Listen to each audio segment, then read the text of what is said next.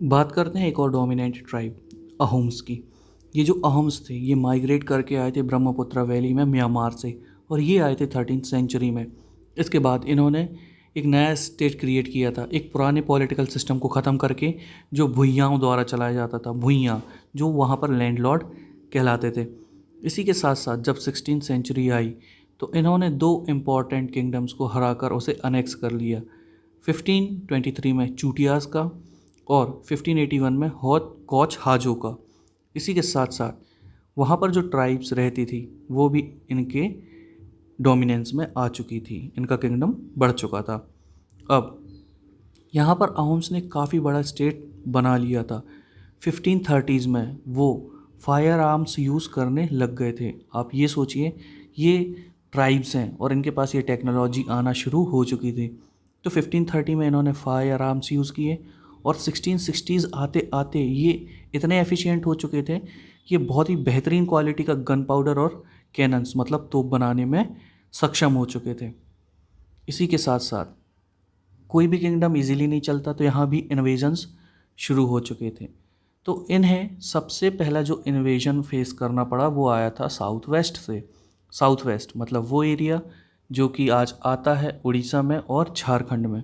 तो यहाँ पर अटैक किया था मुग़लों ने और इन्हें लीड कर रहा था मीर जुमला। यहाँ पर जो अहोम्स थे ये काफ़ी ब्रेवरी के साथ लड़े। इन्होंने काफ़ी स्ट्रॉन्ग डिफेंस इन्हें प्रोवाइड किया, लेकिन अल्टीमेटली बेचारे वो हार गए और यहाँ पर वो मुग़ल्स के अंडर चले गए। लेकिन यहाँ पर जो मुग़ल्स का कंट्रोल तक काफ़ी दिनों तक नहीं चल पाया। अब जो अहोम स्टेट है यहाँ पर लेबर सिस्टम कैसा था? जो अहोम स्टेट है यहाँ पर फोर्स्ड लेबर चलती थी और इसी के साथ साथ those force to work for the state work called Paiks. तो यहाँ पर जो फोर्स्ड लेबर होती थी उसे पाइक कहा जाता था। अब ये सिस्टम कैसे चलाते थे पाइक का? सबसे पहले ये एक गांव में जाते थे, वहाँ की पॉपुलेशन का सेंसस लेते थे मतलब जनगणना करते थे।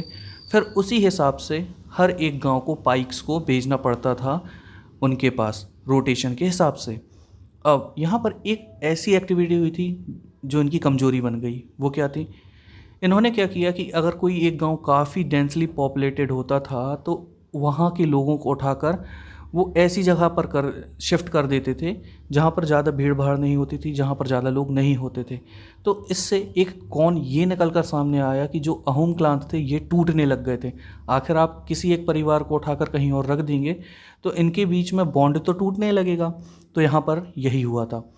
इसी के साथ साथ जो 17th सेंचुरी आई वहाँ पर इनका जो एडमिनिस्ट्रेटिव सिस्टम था ये काफ़ी सेंट्रलाइज हो चुका था।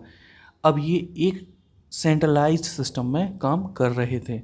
यहाँ पर जो एडल्ट मेल्स होते थे उन्हें आर्मी में सर्व करना पड़ता था और ये यहाँ पर सारे के सारे मेल्स होते थे। ऐसा नहीं था कि आप अपनी चॉइस से वहाँ पर जा सकते हैं।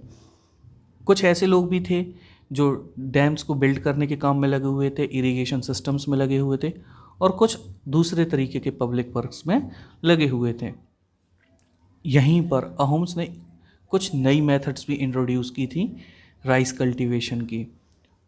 अहोम सोसाइटी जो थी ये कुछ क्लैंस में डिवाइड कर दी गई थी और इन्हें कहा जाता था खेल। अहोम किंगडम में जो आर्टिसंस थे ये बहुत कम होते थे। जो अहोम क्लैंस थे ये बहुत ज़्यादा एफिशिएंट आर्टिसन नहीं थे, इसीलिए जो आर्टिसंस की ज़रूरत थी ये नेबरिंग किंगडम से पूरी हुआ करती थी। अब ये जो खेल थे मतलब ये जो अहोम सोसाइटी डिवाइड हुई थी जिन क्लैंस में जिन्हें खेल कहा गया, ये खेल बहुत से गांव को, बहुत से विलेजेस को कंट्रोल किया करते थे। अब यहाँ पर अगर कोई एक पीजेंट है और उसे खेती किसानी करनी है तो उसे लैंड मिलती थी विलेज कम्युनिटी के द्वारा, और ये जो विलेज कम्युनिटी होती थी ये इतनी स्ट्रांग होती थी कि राजा भी बिना इनके कंसेंट के उस जगह को छू भी नहीं सकता था। ओरिजिनली जो अहोम्स थे ये अपने ट्राइबल गॉड्स की पूजा किया करते थे। इसी के साथ साथ 17th सेंचुरी के फर्स्ट हाफ में यहाँ पर ब्राह्मण्स का इन्फ्लुएंस देखने मिलने लगा और धीरे धीरे बढ़ने लगा। टेम्पल्स को और ब्राह्मण्स को लैंड ग्रांट मिलने लगी और 1714 के टाइम पर यहाँ पर जो शिव सिंह है इसका इन्फ्लुएंस बना और एक काफ़ी डोमिनेंट किंगडम यहाँ पर इन्होंने इस्टेब्लिश करके हिंदुज़म को डोमिनेट कर दिया। लेकिन फिर भी जो अहोम किंग्स थे इन्होंने पूरी तरह से अपनी ट्रेडिशनल वैल्यूज़ को लूज़ नहीं किया था, even after adopting the Hinduism. जो अहोम सोसाइटी थी ये काफ़ी सोफेस्टिकेटेड थी। यहाँ पर जो पोइट्स होते थे, स्कॉलर्स होते थे, इन्हें लैंड ग्रांट्स दी जाती थी। यहाँ पर थिएटर को भी इनकरेज किया जाता था, जो नाटक नौटंकी होती थी इसे भी इनकरेज किया जाता था। और इसी के साथ साथ यहाँ पर ट्रांसलेशन वर्क भी हुआ था। यहाँ पर काफ़ी ऐसे इंपॉर्टेंट वर्क्स थे संस्कृत के जिन्हें यहाँ की लोकल लैंग्वेज में ट्रांसलेट कर दिया गया था, और कुछ हिस्टोरिकल वर्क जैसे बुरंजी इसे भी ट्रांसलेट कर दिया गया था, पहले अहोम लैंग्वेज में और देन उसके बाद असमीज़ लैंग्वेज में।